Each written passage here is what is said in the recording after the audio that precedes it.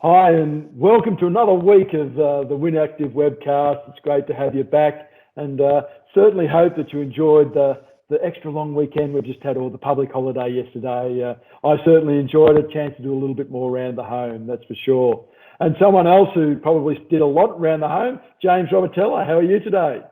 Really good, Barry. Yes, fantastic to have that extra day, and I hope everyone out there enjoyed their long weekends. And it may be an opportunity to fit in a bit of extra activity, whether that be by themselves or friends or family with social distancing. So yes, Barry, it was great, and I hope you enjoyed. Oh, I hope you enjoyed the long weekend, but are looking forward to a wonderful week ahead. I am, always. Western Leisure, they're all wonderful weeks. You just ask the boss, she'll tell you in just a moment. Looking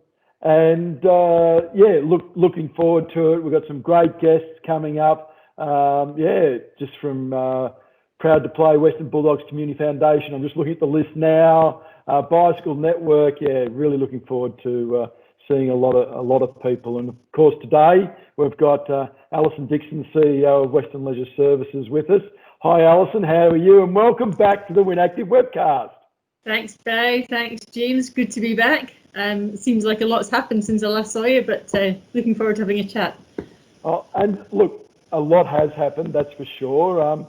So perhaps you can tell us about, I think it was the 4th of May when you were last on the WynActive Webcast. What's happened between then and now? Yeah, sure. So a lot has happened, and I think last time I spoke to you, I talked a little bit about the highs and lows of the previous few weeks and months, and these highs and lows, I have to say, have continued. I think when we last spoke, I'd made a difficult decision to stand down what was about 82% of our workforce towards the end of April, and that was tough times. Unfortunately, that continued in the middle of May. About a further 13% of our workforce was stood down, which again was another dark day, but and it left a very small number of staff to focus on just some essential work, and essential work only, which is things like maintaining the facility to make sure that we look after the assets and the buildings properly, the back of house stuff, so the HR, the finance, the risk and safety, these essential tasks. Of course, the Find Your 30 programme, and keeping the focus on that programme and everything that goes with that, and a lot of time by a few people on the recovery planning and just continuing that work, knowing that we're coming back, just not really knowing when that would be and what that would look like, but lots of work in that area. So that in terms of the highs, of course, since I last saw you, we've now been given the wonderful news that we can open Aquapulse and Eagle Stadium again on the 22nd of June. So I'm pleased to say there's highs mixed in with these lows, and the team are being gradually re-engaged again and are really excited, working hard to get the centres ready for reopening on the 22nd. And in amongst all of that, another high for us was that Werribee Outdoor Pool, what as we know it, was awarded the LSV Platinum Pool accreditation. So that was a great achievement, and we're very proud of that achievement. So as I said, a real mixture of highs and lows. Alison, I'm fortunate enough to be in conversation with Barry a fair bit and understand all the great work that the Western Leisure team do and the challenges that have gone into the recent months. I'm really keen to understand what it takes to bring back these centres, and it's wonderful that we have a date that you're working towards now. But I think this is a great opportunity to talk about the what goes into bringing back these centres for an opening date in what is a couple of weeks' time. Yeah, sure. So I guess there's two things. One is that that energy and commitment from the team has been outstanding, and we've got to keep our focus on maintaining the connection with our existing members and the wider community. So I know I talked about this last time, but just to recap, our Connect programme. So that's the making sure that we're keeping in touch with our members just for a welfare check, seeing how they're travelling in this difficult time. The online exercise classes and all that regime that we've got in place and the timetables, of course, the Find Your 30, and that's all linked with that, trying to keep the community active, that's at least 5 days a week for the 30 minutes, and we've had a good response to that programme. The webcast that Barry and you have been leading, so I know that there's lots of prominent members of the community that you've been interviewing, and that's been really lots of really good responses to that.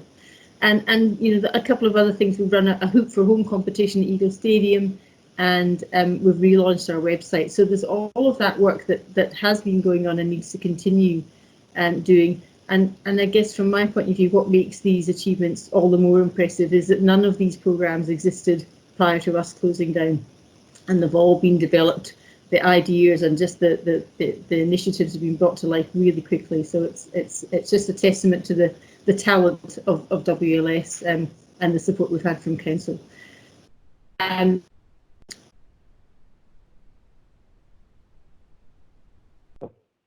I think we've lost Alison just for a moment there, James. But yeah, Barry, maybe until Alison comes back, maybe you can provide some insight into that return to operations. As I can understand, it's a large operation. But Alison, I see you seem to be coming back here, and I was just saying to Barry, and I think you were heading there around reopening the facilities and what it takes from your staff on the back of all the great work that has been done with those new initiatives. Yeah, sure, thanks. So I'm not sure what happened there. So the remaining team have been working hard to maintain these programmes. There's a small group of staff, and also have well developed recovery plans in place, which are based on numerous scenarios in terms of we weren't sure that when we started putting these plans together, what would the timing would be, the numbers of people we'd have to be allowed to have back into our centres. So there's been numerous scenarios of that, and we're continuing to seek clarity on the restrictions, particularly in relation to whether the numbers, as an example, in the pool hall, we're working through the clarity of is it the number in the pool hall, is it the number in an enclosed space, is it the number per pool, and it's really on a daily basis just checking to make sure we've got that right, and if anything changes that we're up with that. So taking advice from the federal and state government, of course, in terms of their announcements, but also some really good work from key organisations and peak bodies like the Australian Institute of Sport, Basketball Australia, Basketball Victoria, who put some really good guidance material together, and it's taking all of that into consideration to help us plan for our recovery. We've launched what we call WynActive 2.0, and that really harnesses all the things we're doing to get our facilities back up and running on the 22nd and beyond, because obviously the restrictions we're hoping will be eased as time goes on, and that we'll be ready for whatever the restrictions, however they're changed. So yeah, that's a lot of the work that we've been doing since the centres have been closed. It's certainly been a lot of work, and obviously I've been involved a lot. And I think part of the challenge for us, James, has been the fact that when we were going to open, we didn't know. What were the requirements or the restrictions about opening? We didn't know that either. So we've developed a lot of planning documents with various scenarios, and I think we're leveraging off a number of those scenarios right now in planning for opening on the 22nd. Would you agree with that, Alison? Absolutely, yeah. So that decision-making process, it's not just, okay, we're allowed to open then, so let's open. Talk us through the decision to actually open and how that went, Alison. Yeah, sure. So as I touched on before, it's first and foremost, it's paying very close attention to the government announcements and both federal and state, because there's been some state-based decisions, based on the situation that Victoria is in at the time. So looking closely at that, looking at, as I said before, all these documents from the Australian Institute of Sport, Basketball Australia, looking at the safe work guidelines in terms of how we provide a safe environment when we do open. So we take all of that into consideration. And also, particularly Aquapulse, the complexities of the plant room. So a plant of the size of the magnitude, you can't just turn on a switch and it heats the water. It's not like running a bath. So it takes some time to restore the pool back to its, to be ready for public use. And we have to make sure we do that safely.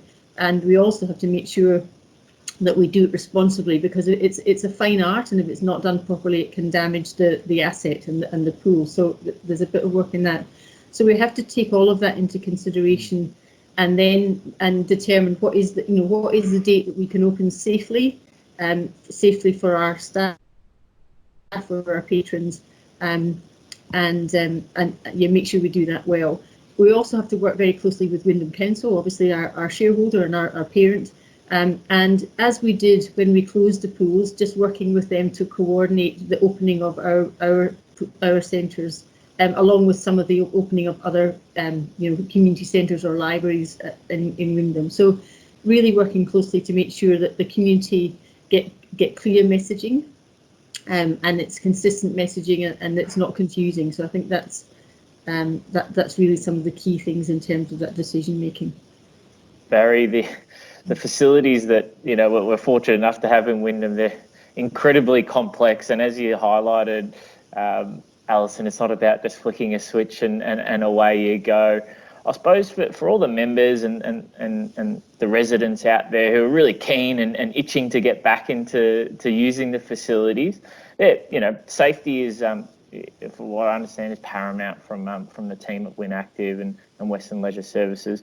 What are some of the precautions that you're going to put in place to ensure the safety of both the staff and the patrons that are coming back in and using the facilities when you reopen?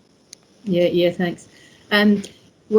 I think I said before, we've been using the national the safe work guidelines for a safe workplace. So we've been using them in all of our planning, and that means that we'll have an internal safety team who will be within all of the facilities, and we'll also have external cleaners that come in to clean the facility. And prior to opening, all staff will receive COVID-19 training to make sure that we all understand the expectations and our obligations. So some of the things we'll be doing, certainly cleaning the centres thoroughly and regularly, the frequently touched surfaces, hygiene and hand washing. We'll have PPE equipment. We'll have signage. We'll be restructuring the layout of the facilities to make sure that we allow for that physical distancing, looking at entry and exit points to make sure we have separate entry and exit points for people coming in. They can do that without touching each other.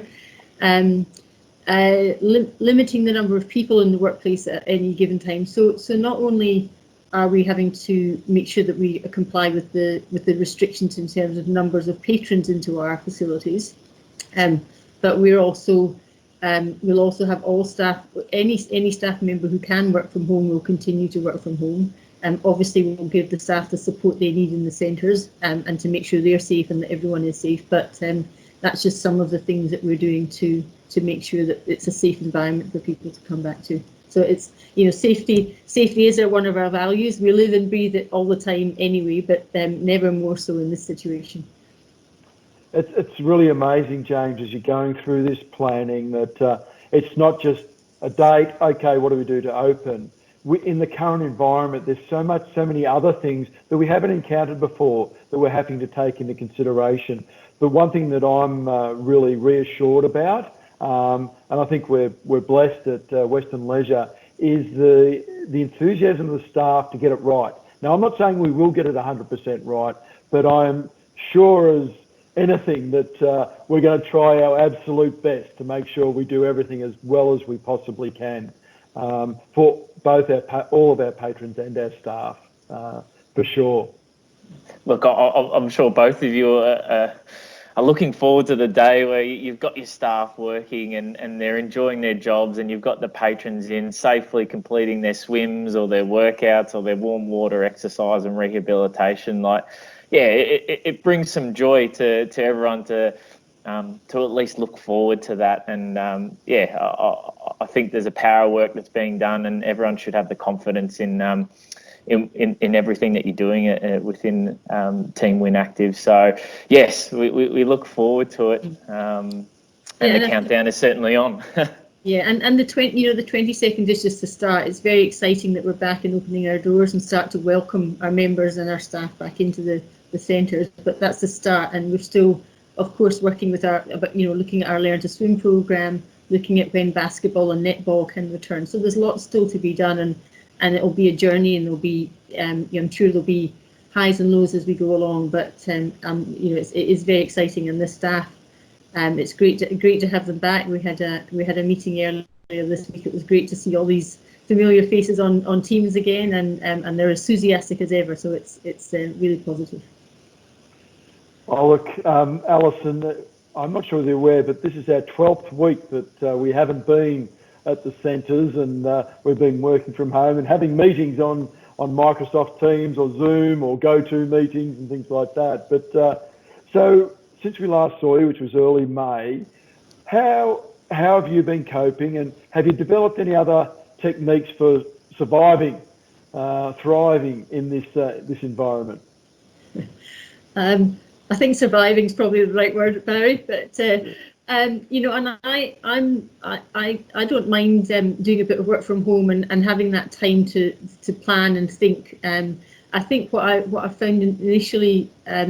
After the first few weeks of being at home, while it's fantastic to see people on Teams and have meetings, I think I was zoomed out or teamed out. So lots of meetings almost all day, and I think your eyes get tired, your head gets tired, and so what I found is just by changing a couple of things and having one meeting-free day a week, wherever possible. Just to use that time just to think and plan and actually have some time away from the screen sometimes, which I think is important. So on the whole, I actually quite enjoy working from home, but I am looking to get that balance back and it'll be a while yet, because we'll still be working from home for a while yet, but I'm looking forward to getting that balance back between seeing the staff, seeing the members, in the centres, and having that time out. So I'm certainly looking forward to that. I think that's been consistent, Barry, that whole balancing act. And as we sort of, we can see that in the coming weeks where we may return back to somewhat of a normal. It's finding that balance in people's lives. And it's wonderful to hear that, Alison, and thank you for sharing. And as you may know, we are always glass half full and practicing positivity and practicing gratitude. And I'm really interested to know what you're grateful for today. Well, because I've done this before, I thought you might ask this question, James. And it must be very hard for you to think of something new every day. So, but because it was hard for me even on the second time. But so I think professionally, I have to say I'm just very grateful that we're reopening our doors on the 22nd of June. So I'm very grateful for that. On a personal note, my husband works interstate a lot of the time, and I'm quite grateful that over the last few weeks he's been home here with me. So I'm very grateful for that, because it's been a great, wonderful help and great company. So that's what I'm grateful for today. That's fantastic, Alison, and I know that for a fact because we obviously talk a lot. But having Graham home's been fantastic for you as a support there during this time. James, what are you grateful for today? Look, I think we've touched on it a bit, but it's getting cooler. But I am a fan of the snow sports, and I really enjoy my snowboarding. And I'm grateful that we live in a country in Australia. We've handled COVID arguably really well in comparison to the world. And I just think back to all the opportunities that we have in this country, and to think that, it's blazing hot in the summer, and then in the wintertime it's snowing, and we have the opportunity to drive, what is a few hours down the road to access some some snow with an activity that I love doing. I'm really grateful that we have that opportunity in Victoria. So, yes, I know people out there are probably saying, what are you talking about? Why do you want it to be cold, James? But I do enjoy my snow sports. So bring on the icy temperatures for up in the Alpine region, Barry. James, I've got to throw to Alison now because she's just got new ski boots Yeah. and skis. So Yes, you're all prepared, Alison? I'm with you. I'm all prepared.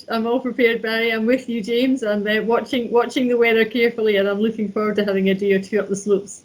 Yeah, and we're probably fortunate that it might be one of the activities which can adhere to social distancing quite well. So hopefully it's a good snow season, and a reminder of the beauty of nature as well, Barry. Oh, for sure. What about yourself? What do you? I almost left you out there, but we're always interested to know about what you're grateful for, Barry.